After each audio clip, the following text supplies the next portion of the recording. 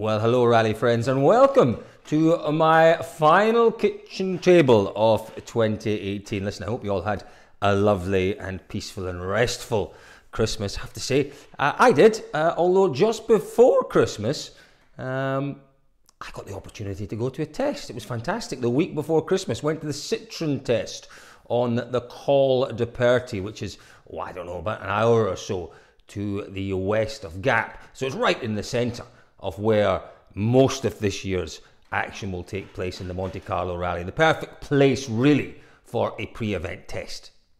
Which is why Toyota had been there, and I believe Hyundai had been in a very similar area as well. Really, a great place for testing. And Citroen were very fortunate in that they got a little bit of everything on their test. Ogier opened the test on day one, perfectly dry conditions. That could easily happen during the rally. Day two, oh my goodness me, that was when I turned up. Listen, I'm not normally a fair weather rally fan. I'll go out in any weather. But, geez, it was absolutely sloshing it down on day two. Certainly at the lunchtime. I arrived on about lunchtime of day two, chucking it down with rain. But that rain rapidly turned to snow. Started off at the top of the col, and then it came down to more or less where the service area was. And Ogier, although it wasn't icy, he saw some really slushy, snowy conditions. He certainly got the snow tyres on. So it was a really good two-day test for Ogier. And I have to say, okay, some of you will have seen my videos on YouTube, by the way, Colin Clark Rally. Have a little look. There's a few words with Ogier there. He was very, very relaxed. He's also very realistic about the job that needs to be done. The car is good, there's no question about that. Absolutely no question about that. In fact, Esa-Pekka Lappi, who tested it for the following 2 days, said the car has more power than the Toyota. There are other areas, better transmission than the Toyota. There are other areas that need work, and this is where Ogier is a complete realist.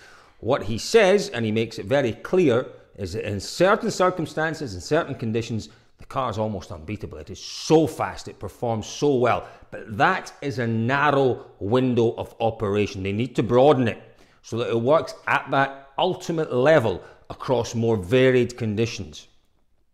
So he knows he's got some work to do. The Citroen test just before Christmas, it was a pre-Monte Carlo test. It wasn't a development test. The development test was Portugal, a month or so ago, I suppose now. You say it's not a development test, but what we did see during the test in France just before Christmas was we saw them changing the aerodynamics a little bit. There were different angles on that rear wing. There was a few other little bits of new aero that we saw introduced during that test as well. So it's all going in the right direction. And Ogier, for me, remarkably relaxed, which is what you would expect. He was more or less back home, wasn't he? Home really in both senses. Home literally, in that he didn't stay in the team hotel. He went home to his house, stayed in his parents' house, not his house, the house he grew up in.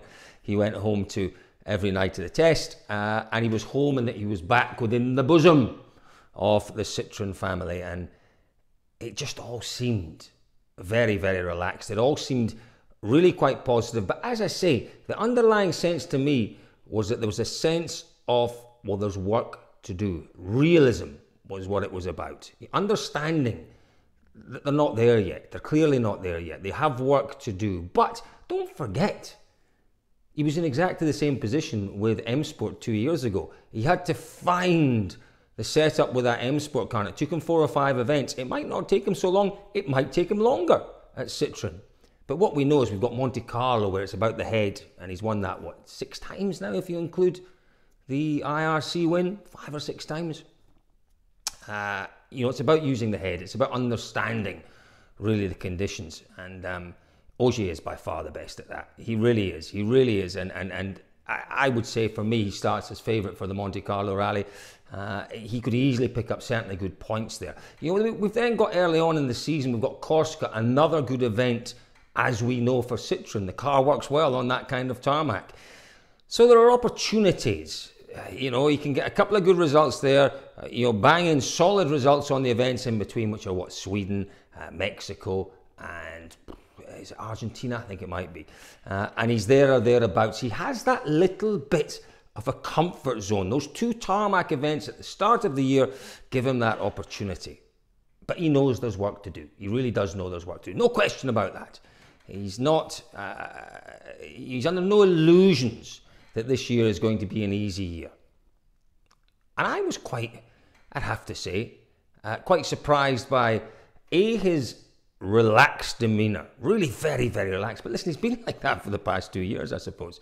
But B, I was surprised and encouraged by the focus of everyone within the team to give Ogier exactly what he needs.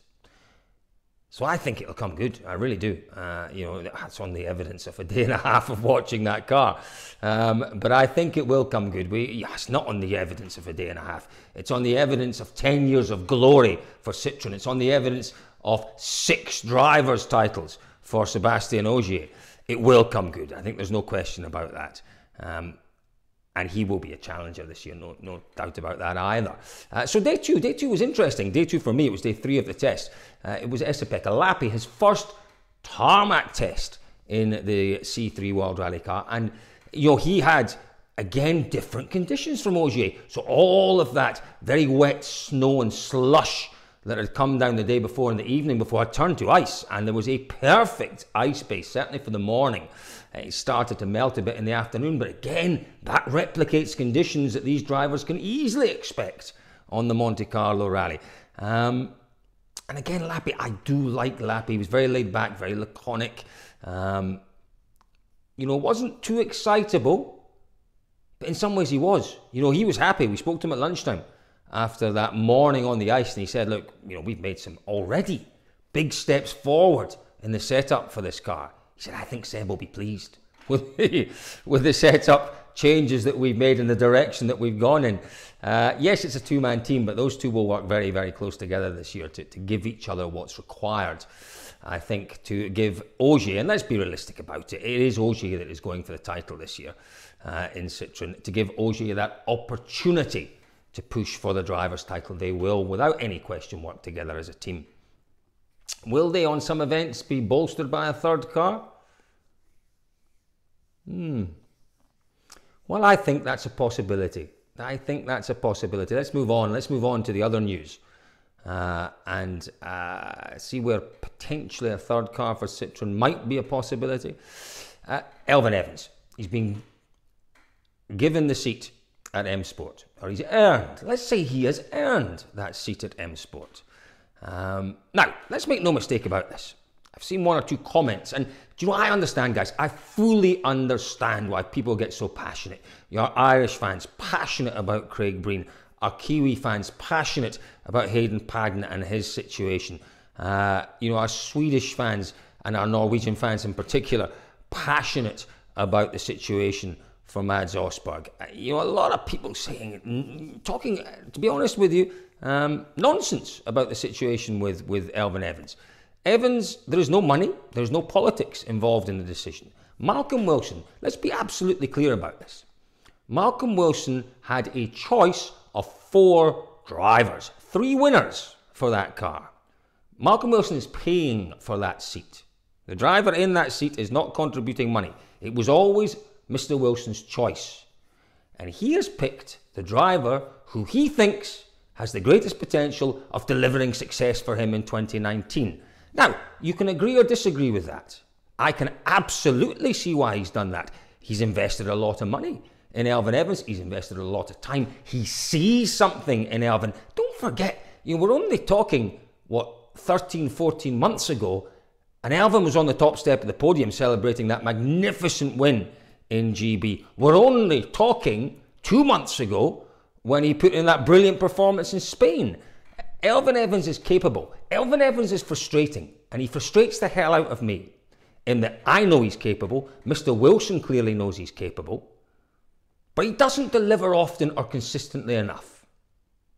But, as I say, Mr. Wilson thinks that 2019 is going to be Evans' year. He could have had Craig Breen, and he decided not to. He could have had Hayden Paddon, without any question, and he decided not to. He could have had Mads Osberg, and again, he decided not to. He decided the man to deliver for him in 2019 was Elvin Evans. And you know what? He doesn't get an awful lot wrong, Malcolm Wilson. And I'm backing him. I really am. And I'm backing Elvin. And I think it's magnificent that Elvin's got the chance to show us all what he can do on the stages. There's absolutely no question he has to deliver in 2019. He really does. He has to deliver. And I think he will deliver. I really do. So, yeah, that was the news. And it was a big blow for a lot of people in particular. You know, we've seen some very emotional videos from Hayden Paddon first. We heard some emotional words from Mads Osberg when the Citroen deal that he was so desperate for went south. And then we saw that video from Craig Breen. And Craig Breen is the most heart-on-your-sleeve driver you'll ever meet. You know, Craig Breen is an exceptional young man. And I have a lot of time for him. And yeah, there may be a bit of bias in my assessment of Breen's situation. But, you know, I firmly believe that Breen, out of all three of those drivers, four of those drivers, is the one who has not yet reached the pinnacle of his performance. He's still on the upward slope. I've talked about it many times. It's still going up. Breen had a very unfortunate end to 2018. He had two bad rallies. No question about that. Spain and Australia, he made way too many mistakes. At a time where he needed to be impressing and showing what he could do, he made too many mistakes. And that certainly wouldn't have counted in his favour. But for me, he still has the potential to be one of the elite in the World Rally Championship. And Irish fans, don't get too despondent. I'm keeping my fingers crossed. I talked about maybe a third seat at Citroen. Who knows? Who knows? If a deal can be put together, maybe we might see a third car at Citroen for maybe Mads Osberg. Private deal, perhaps, on some events. Maybe Craig Breen is working on some sort of deal. It might not be with Citroen. It might be a third car on certain events with M Sport, because we know that M Sport are looking to bolster their lineup with a third car. Yes, they've got three cars for the first two events, for Monte and for Sweden, and we'll come on to that shortly. But, you know, we know that there's the desire to have a third car on as many events as possible for M Sport. Gus Greensmith will do a number of events. That's for sure. There are a couple of other drivers who will probably do one or two events. Might we see some sort of deal put together at M Sport for Mads Osberg? Maybe. For Craig Breen? Maybe. At Citroen? Possibly.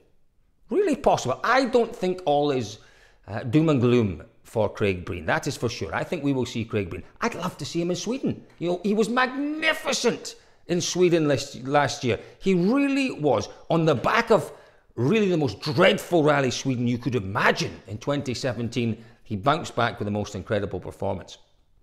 I'd love to see him in Sweden in a World Rally car, and I don't think it's impossible. I really don't. I'm keeping my fingers crossed, that's for you. Keeping my fingers crossed for all of them.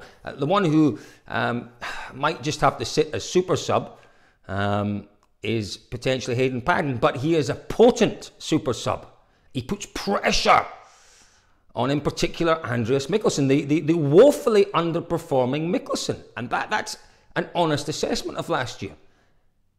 Doesn't mean that Mikkelsen can't up his game this year. Absolutely. He can do it. We know he can. We know that he is on the cusp of breaking through into the elite. Not on the evidence of 2018, mind you. 2019 has to be a very different season for Mikkelsen, and maybe that threat of Paddon sitting, waiting, primed, ready to get back into the seat of that I-20 WRC, maybe that is going to be enough to refocus Mikkelsen's thinking in terms of his approach to 2019. Mikkelsen has the potential to be there, that is for sure. Right there in terms of winning, potentially winning every rally. But, strangely, Paddon, really, I think his only chance in 2019 is if Mikkelsen underperforms. And I don't think Mikkelsen will underperform, because I think Mikkelsen knows that this is it. He has to perform. The other two, three, yeah, they all have chances. You bring money to the table, there's always a chance. And we know that Mads has backing with one bet. He has backing with Adapter. We know that that Craig Breen has a very, very proactive management team behind him who could quite possibly find a very decent sponsor that might allow Breen to compete in 2019. As I say, fingers crossed, we'll see what happens. Now, we talked about the M Sport situation. Great news about Pontus Tiedemann. Would you believe, I was reading this morning, 5 years it'll be since Tiedemann started at Rally Sweden in that Ford World Rally car. It's astonishing, you know, because he put in such a great performance and we all thought, this is it. Pwah, he'll kick on from here. Now, he's done absolutely everything in the last 5 seasons that he's been asked to do. He's driven for Skoda, he's delivered APRC wins, he's delivered wins in the ERC, he's delivered wins in the WRC, in the R5 car, and just wasn't able to persuade perhaps his management team to give him that opportunity, to back him, to invest in him in the WRC. So he's had to leave his management team, and I have no idea how he's put this deal together for these 2 runs, but you're talking a lot of money for Monte Carlo and for Sweden, and you would imagine that if they work out and Pontus Tiedemann has good results there could well be more. I think it's fantastic. I think it's a shame he's had to leave his management team to do that, but clearly he's got a new management team behind him who are doing the right thing and backing his talent and backing his potential. I always fear, in particular for young drivers who have such limited programs. We've seen it many times in the past. You know, even drivers with 3 or 4 confirmed, 5 or 6 confirmed outings in World Rally cars, it puts so much pressure on them. Remember the first year that Ogier had to deal with Citroen and Mr. Cannell only gave him 4 or 5 rounds, and Ogier was disappointing. And Cannell said halfway through the season, I should not have put that pressure on him. I should have told him at the start of the year the whole season was confirmed and taken that pressure off Ogier.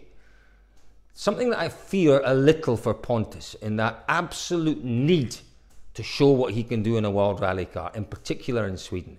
But he's a very level-headed young man. He's not such a young man these days either. He's got so much rallying experience underneath him that I think he, if anyone, is capable of dealing with that. And I keep my fingers crossed, because such a likeable, talented young man, it'll be great to see him doing well.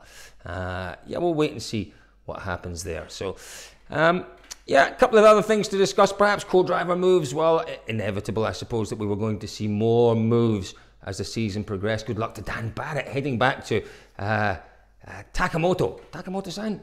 It is Takamoto, isn't it? In Toyota. He's got his opportunity in a World Rally car this year. Katsuta-san, sorry, not Takamoto. Katsuta. Yeah, well, you know who I'm talking about, the young Japanese driver. Elvin Evans going back there. Don't forget, Elvin was there previously, wasn't he, when these drivers were learning. But young Katsuta-san is a very different driver now, and again, eminently likeable. A very pleasant guy, always got a smile on his face, remarkably polite young man, and a decent driver. And Sweden showed us that last year. Elvin Evans, obviously, for one reason or another, has got Scott Martin with him, and Dan has gone back to Toyota. Will there be more moves before the start of the year? Probably not. I think now we're pretty much settled, but don't rule out, as I say, early on into the season, a few surprises. So there we go, folks. That's my end of year kitchen table for you, just wrapping up a few odds and sods, a few loose ends that appeared in the last week or so. Very kind of you, I'd have to say, to have joined me all year.